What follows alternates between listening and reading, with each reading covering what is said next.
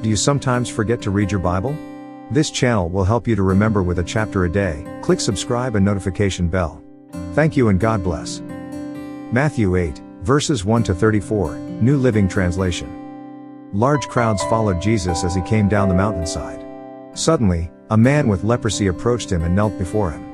"Lord," the man said, "if you are willing, you can heal me and make me clean." Jesus reached out and touched him. "I am willing," he said. "Be healed." And instantly the leprosy disappeared. Then Jesus said to him, "Don't tell anyone about this. Instead, go to the priest and let him examine you. Take along the offering required in the law of Moses for those who have been healed of leprosy. This will be a public testimony that you have been cleansed." When Jesus returned to Capernaum, a Roman officer came and pleaded with him, "Lord, my young servant lies in bed, paralyzed and in terrible pain." Jesus said, "I will come and heal him."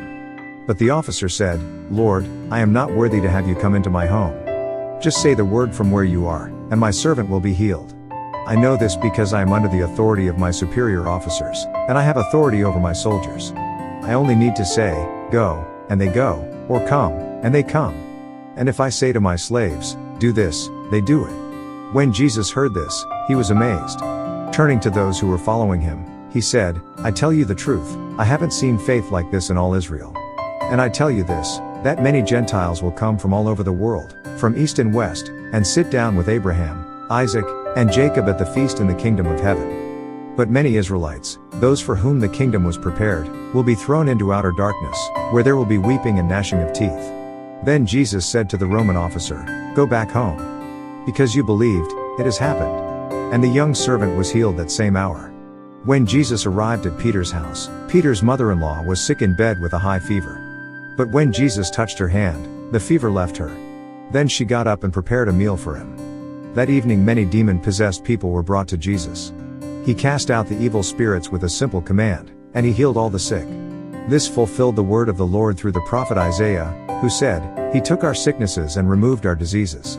When Jesus saw the crowd around him, he instructed his disciples to cross to the other side of the lake. Then one of the teachers of religious law said to him, "Teacher, I will follow you wherever you go."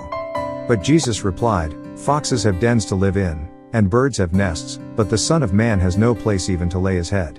Another of his disciples said, "Lord, first let me return home and bury my father." But Jesus told him, "Follow me now. Let the spiritually dead bury their own dead." Then Jesus got into the boat and started across the lake with his disciples.